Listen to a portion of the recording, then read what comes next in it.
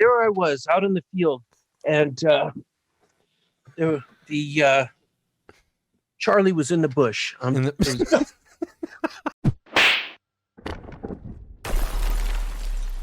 lot's happened since yesterday!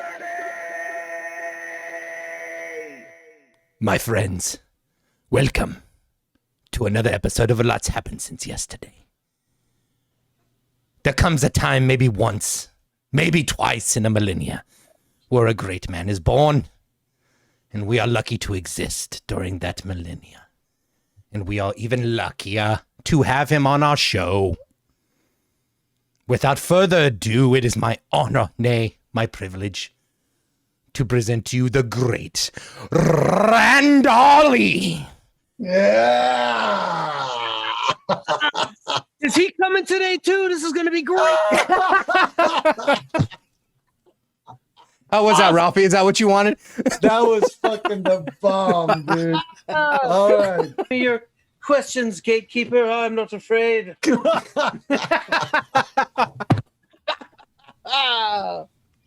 Randali, the Great Randali, ladies and gentlemen. We have the Great Randali, and there's a reason they call him the Great. Sorry, there's a reason they call him the Great Randali.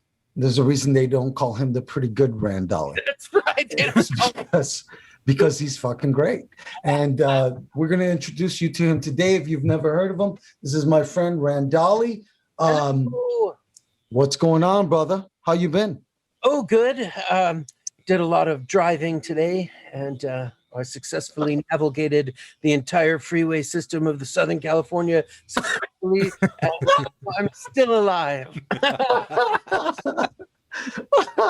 That's one way of putting it, right? Fighting traffic. Well, shit, dude. I'm glad to have you on finally. It's been a minute to get you on here. For those of you who don't know, Randali and I go back, way back. We have a lot of history together. Randali is a fantastic musician. Oh, thanks. He's a guitar player. Let me tell you a story. One time, me and Ralph got together and we were jamming. Just for shits, I went ahead and brought my fretless synth guitar, and I was kind of playing violin parts. It sounded like shit, basically. But what happened was, at the end of it, when I drove away, I totally left my whole bag of gear on the side of the road and drove away. And I didn't even know about it for weeks. And then one day I hear from Ralph, hey, I got your whole bag of gear on the side of the road. Thanks for that, by the way. What the fuck? This is exactly what the fuck I'm talking about. No, me and Randali were jamming. At the time I was playing my keyboards, and we got together. We were just fucking jamming, and he left his shit on the side of the road. But wait, what shit was it though? What gear was it? It was, I had a small suitcase with my Roland GR synth in there and some effect pedals and stuff like that, and the cord for it and all that stuff. And when I packed everything up, I put everything away, and I remember shutting the trunk, and then I guess I hadn't, put the thing in after opening the trunk.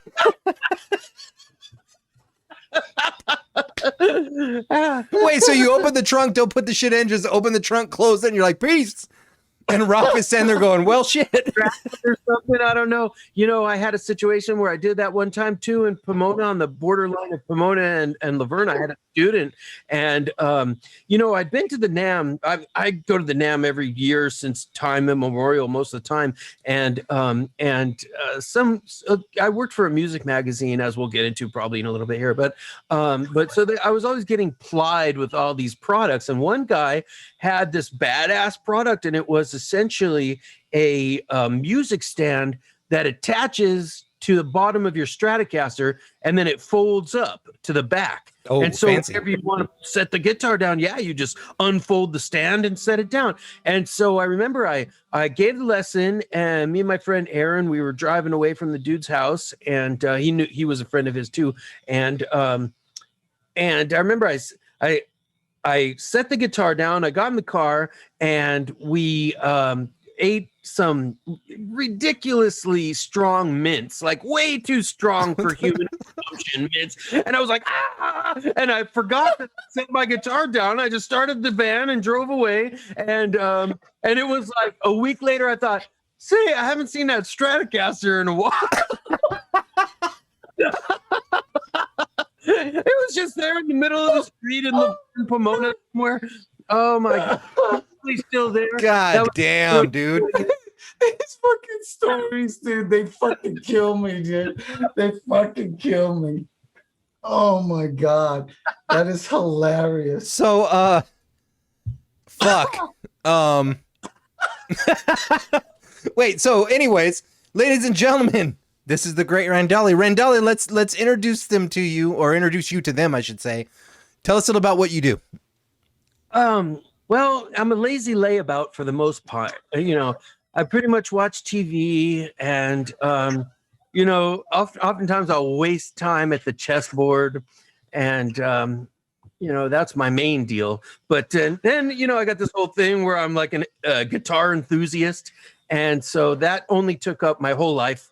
And so then everything I do kind of has like, it kind of works around that, you know. And so your whole deal right now is just, do you collect? Do you just play? Because honestly, like, we've met a couple times, but I really don't know like what your thing is. I mean, I really don't know what you do.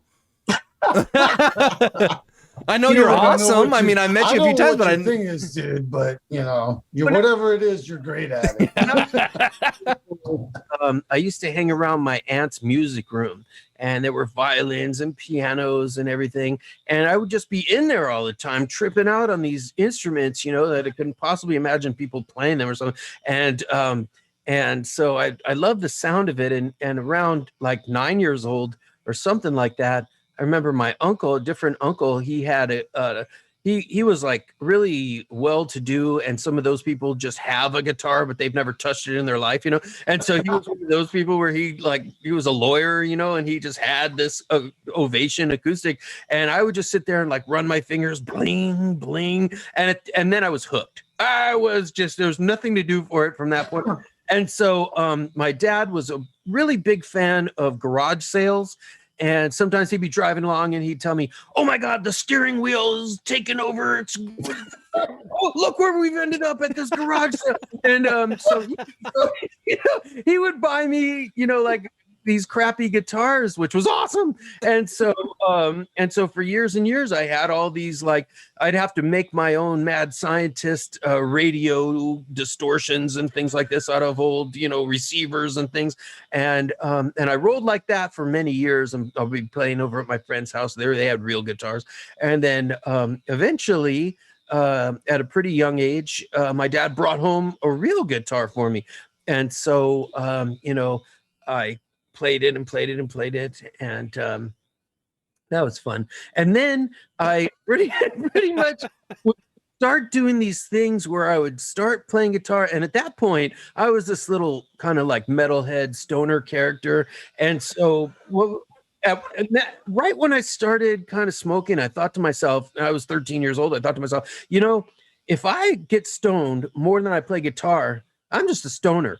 But if I play guitar more than I get stoned, I'm a fucking guitar player. So every time I get stoned, I would make sure that I was playing guitar, right? And so it became these 2-3 day episodes, you know, until I was like a little bit later, 16, 17, I was on acid for 3 days jamming guitar. And then it became for weeks, you know, with all the, you know, microphones hanging down, amps all spread out and opened up, guitars. And I had this great old Gibson, you know, and I'd just be jamming away. So for the first 7 years, I didn't take any lessons or anything.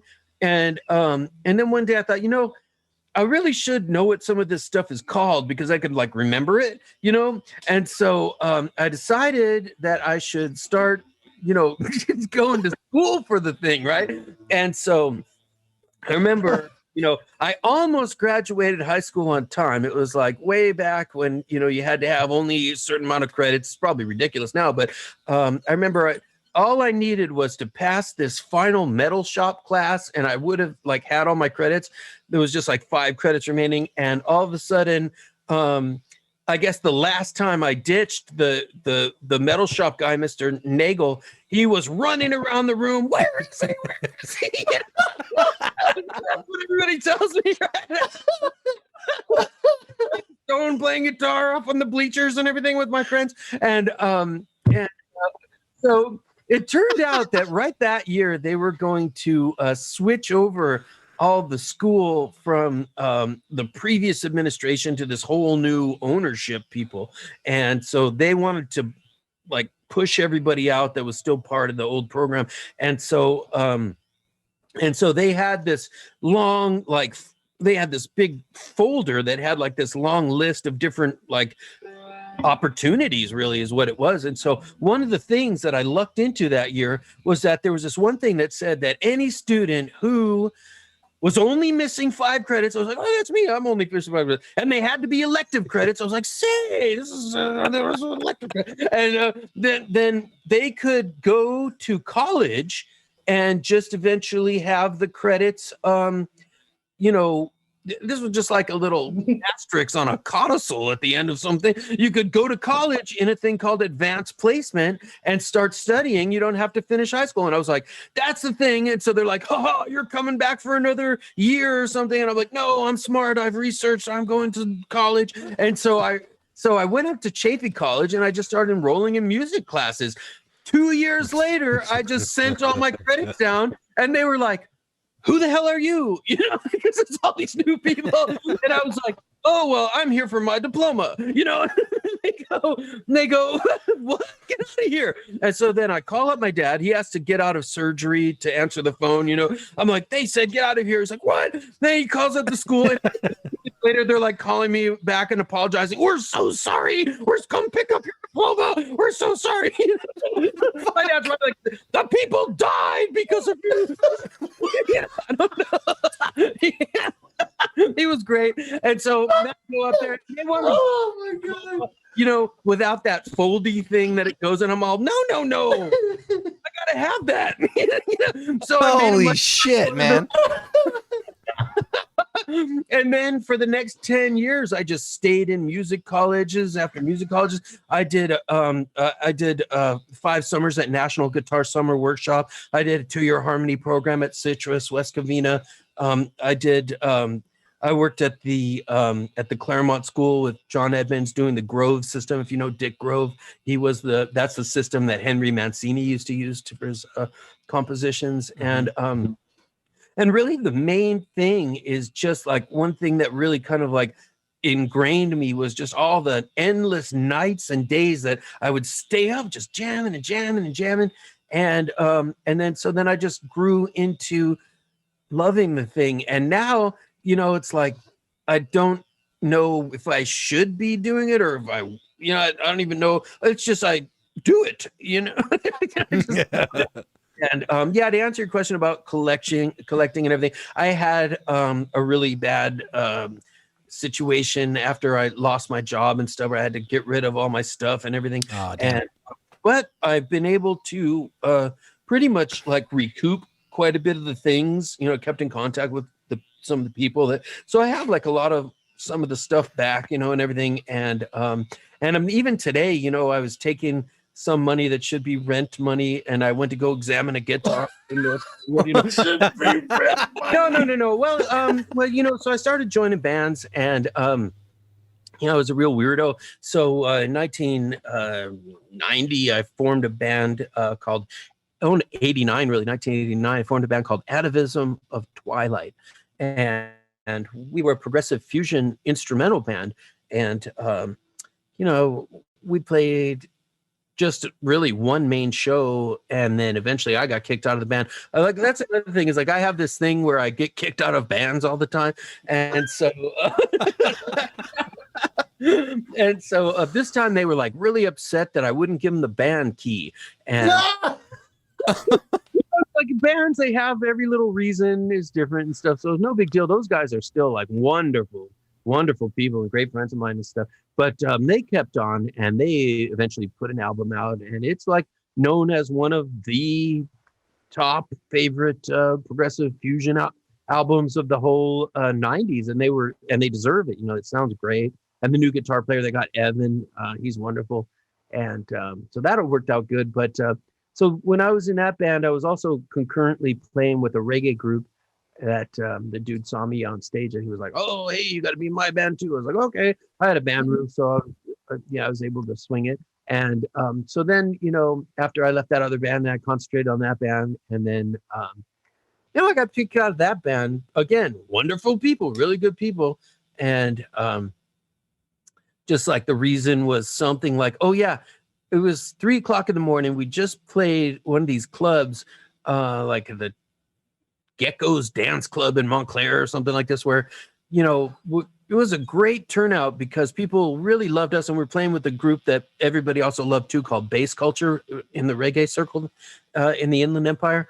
And so there was this big line around the club to get in, and it was a very successful night, but it became like 3:00 in the morning. And then, so they had been making all these deals and wheeling and dealing and everything. Well, I was just playing guitar, but, they were like hooking and jiving, all night. And, and so it's time to like split up the money 3:00 in the morning. And they go, okay, so we're going to talk about all the new stuff, after we play the free party, and at the band meeting in the morning at 11:00 in the morning tomorrow. And I go, what, 11:00 in the morning? I go, guys, I'll play the party. I'm always down to play, but let's just talk about whatever we're going to talk about right here. We're all here.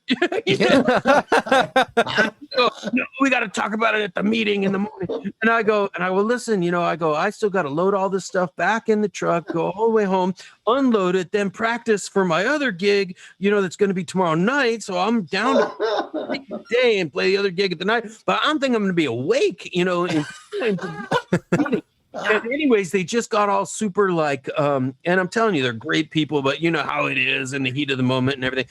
And they got all like, instantly, Mr. If you don't come to the band meeting, you're out of the band kind of thing. I was like, well, yeah, it's not my fault. I won't be awake, because I had to go home, and I still had so I didn't make it to the meeting. I was out of the band. It's not my fault. I won't be awake. I love that. That's the excuse I'm gonna use from now on, dude. For anything, any fucking shit that comes up, I'm just gonna be like, no, you would like me to make my fault. I won't be awake. So anyways, I was just gonna pretty much, after all that stuff, I was like, wow, fuck it, I'll start my own goddamn band. And so I started auditioning some bass players. And one guy came, Ethan Halprin, and a nice guy, but his bass playing was very Rush oriented, and not that I don't like Rush. There's a lot of great stuff, but it didn't mesh really with my kind of style, just playing the Getty lines, but he was a real cool guy, and he read some of my fiction. I was working for an international rock mag. There's this disabled lady, Dina, and she had this rock mag that was, by subscription throughout the whole world and everything. And so this was just a volunteer thing. She was handicapped, and I was working for her. And I would write these hilarious, just the cheesiest stuff, get your rock pants on and grab your rock hat because this rocks, that kind of stuff. And anyway, so Ethan read some of my science fiction that I was writing, and then I told him, oh yeah, he goes, oh my God, he goes, I work for a music magazine. And I go, really? I go, I also work for a music magazine. And so then he read some of that stuff. He was cracking up, and he goes, oh my God. He goes, you got to call my editor, Ideen Bazari, down at Mean Street magazine, which was like, at the time, just an up and coming sort of little kid next to the big Bay Area music magazine that you got at all the clubs. This would have been about 93, well, the end of 92, the very beginning of 93. And so of course I'm late night people, so I call up and I'm like, oh yeah, can I speak to Ideen Bazari? And I get on the phone comes Mike Rocchio, right? And Mike Rocchio, I go, is Ideen there? And he goes, no, well, I'm Mike Rocchio. He goes, I actually own the magazine. He goes, and I said, oh yeah, well, I met Ethan, who works for you guys, and he told me to call you up and talk to Ideen, about my writing. And Mike goes, do you party? And I go, well, I got this black Napoli's hash. He goes, come on down. and so pretty much best friends. Moment, inseparable. We've been hanging out 20 a day, many days. We went to millions of events, and we have a great time. He's a fantastic character, great human being, and so I started writing. And it's funny because I started with some of these like little local 13th floor elevators or something, like, these little nobody bands, Haunted House or something. I don't know who they are, but then I did a couple of reviews, and I really wasn't comfortable with reviews because as an artist yourself, who the fuck are you to be doing reviews? You know what I mean? Yeah. So I would just use my review power as a commercial for everybody I did a review for, you know what I mean? And just these world's greatest reviews. And so then I got my first actual artist because the person who did the thing in the back called Musician Spotlight, which was really the real musician of the thing. There were like 30 interviews with Dramarama and fucking Bananarama and all these fucking people, but every once in a while they like Joe Satriani or some like real player, and that was always done in the musician section of the mag, which is like one story in the back, the musicians, and a bunch of cheesy ads for Lockout Studios and stuff,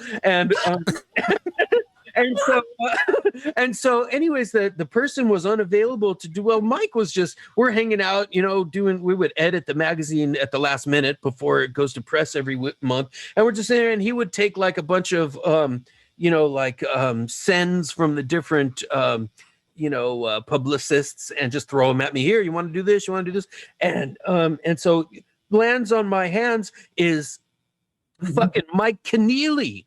After he was playing with Frank Zappa after all those years, he's putting out this album called Hat. And this was, I don't know, 93 or something like that, 94 by now. And he puts out this album called Hat. And I'm like, fuck yeah, I'd like to interview Mike Keneally for sure. And so I interview him. We go to Ben Franks, the publicist pays for everything. And we're just like, do this great interview. And of course, I'm a huge Frank Zappa fanatic. And I didn't even know Mike Keneally played in the band. But, it was awesome. When I found out that I was meeting him and everything, and he was in the band. And it turns out that he was a fucking great guy and knows everything about guitar. And anyway, so then I write one of my typical, stories. It has some levity in it, me. And it comes out as the musician section for that. Immediately, one of our writers, George Paul, a good guy, but he's kind of like a real intellectual, and he's into the Cocteau Twins and stuff like this. Anyway, so he immediately sends this scathing letter to Mike. Randali's writing is a juvenile mess. It's the worst shit we've seen. Why do we hire this idiot? Like all this stuff, blah, blah, blah, blah, blah, anything like this. So Mike, of course, he puts it in my inbox. Troublemaker. And we're just cracking up at this because it's so funny.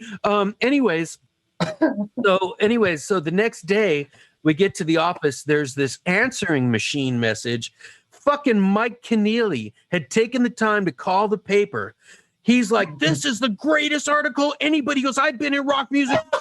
I've never had anybody write anything this good. This is quality. He was like, he just left this very long message about how amazing the story turned out. And I just felt really vindicated, and everything. And I'm still friends with George Paul. It wasn't no skin. We just laughed at it. But later on, just a funny side story. One time we were in Texas at South by Southwest convention, and and somebody spilled bong water on George Paul, and he thought I did it like to get mad at him or something like that. I don't know. I felt really bad because I'm like, first of all, like I've been smoking weed for a long time. I don't spill bong water. You know? How dare you accuse me of such things? Hear you. It was more like just like, oh man, I'm really bummed out that somebody thinks I would do that. You know what I mean? But anyways, but you know, I don't know if he believed me or not. But later on, you know, we've hung out at conventions and stuff, and he's a good guy, you know. And I always thought he was a good guy. He's just a different kind of writer. He's one of those writers that just has a lot of facts, and it's a good writing. Like, you know, you like reading his stories, but he's a cool guy. But I felt bad that he thought I did that, you know, when I really never was mad at him in the first place. You know what I mean? But anyway, I don't know where we got into that. But so then the bong water incident. Yeah, you know, I actually don't smoke weed anymore. I quit smoking when my dad passed away in 2006, and you know, that I did a little bit of tallying with it again in 2014 when I heard that I could go medical, and that was fun for a little while. Then I put it down after about a year. You know, I just got sick of it. Let me ask you something, brother. You don't play the average style of Really? guitar playing. You're not the average style guitar player. So what got you into the style that you play? Because you play a lot of very different kind of chord structures and okay. What is that? I can't hear you. Can you see this? Yeah. You know what that pendant is? No. Dad. Said the Is pick of tour destiny. It's tour merch from, it almost is like it's tour merch from a Magma concert. If you know Magma, they're like a progressive fusion band. So the kind of groups that I like are different than the normal person might like. Like I'm sitting here with my Magma pendant on like some idiot, you know? Whereas Never heard of him. I'm sorry. a lot of people don't even know, but the drummer Christian Vander is like this insane drummer that wrote this whole like episodic environment that details this ancient planet from far away and long ago before Star Wars. And he invented this whole entire language to tell the story of the prophets of this planet of Kobaya and the Thus Hamtuk, the time of hatred or something like this, with this whole mechanic destructive commando thing. Anyway, that's just one of the little small bands that I like in a tiny way. But you know, basically, I'm not gonna lie, that sounds like it's up my alley because I dig that progressive, really artistic, thought out shit. Oh, yeah, no, they're sick as hell. I mean, it's almost like the Carl Orff Carmina Burana, if you remember that thing, the No. Burana. That's that thing that's like, neef, smoof, smoof. Oh yeah. That's what that's called. Yeah, that's written by Carl Orff. It's called the Carmina Burana, and you know how heavy it is. It's almost like a fucking train thing. Sounds like the number 7 played at my favorite Mexican restaurant. Holy shit. I remember wow. that reminds me of this genie that they let out of the bottle, you know, and the genie was like this Chinese genie, you know, and then, you know, they asked this young couple what they wanted, you know, and the young couple was like, oh, okay, we want 69 or something. The genie said, oh, you want spicy chicken with vegetable? You know?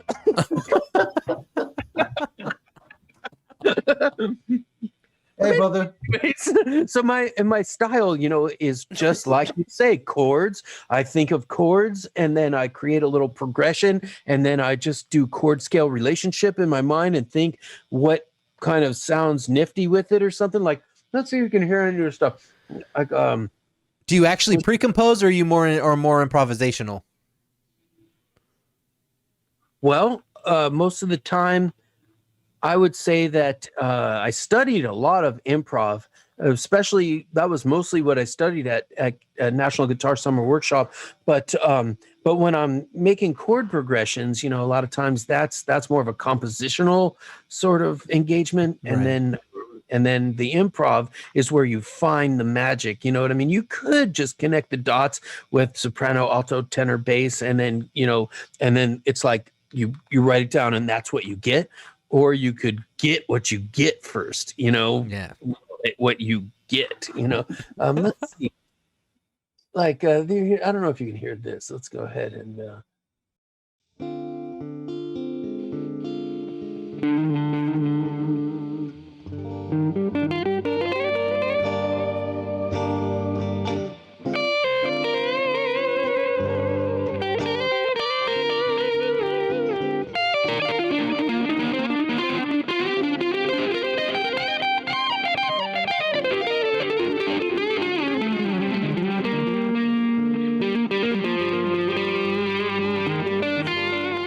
I gotta tell you, bro, I really like your style. It's very different. It's not your average style. There's so many guitar players out there that are doing the same thing and following the same recipe as the next guy. You know what I mean? So it's kind of refreshing and cool to hear someone that has a kind of a different feel for the music. You know what I mean? So it's fun. So the Great Randali on SoundCloud. You can find some of his stuff. Check it out. If you like it, hit him up, message him, let him know you like it. It's always a good thing to give a musician a little pat on the back. You know what I mean? And Randali's not looking for anything outside of just sharing his music with people. And some great stories, dude. You've got some fantastic stories. You're a great storyteller. You're a very cool person, and I know that everybody in the music business that I know that knows you respects you highly. So it's massive fun to have you on here, dude. You crack me up, brother. You've been cracking me up for years. So you have fun. Yeah, we have fun whenever we hang out. So it's always fun to hang out with you. We will have the Great Randali back again, and maybe we might even have him do something live. I don't know, one of his pieces. But either way, we're going to go back and tell some more stories and talk to Randali about some of his adventures. It's been a fun time. The Great Randali, ladies and gentlemen, check him out on SoundCloud. Thanks for having me on, you guys. Thank you for coming on, brother. It was great. Watched a lot's happened since yesterday, and a lot has happened since yesterday. So people, take care of yourselves. Be safe. My name is Ralph Busso. I'm Cody Walker. Always fucking forward. Be good to yourselves. Be good humans. Peace. Bye-bye.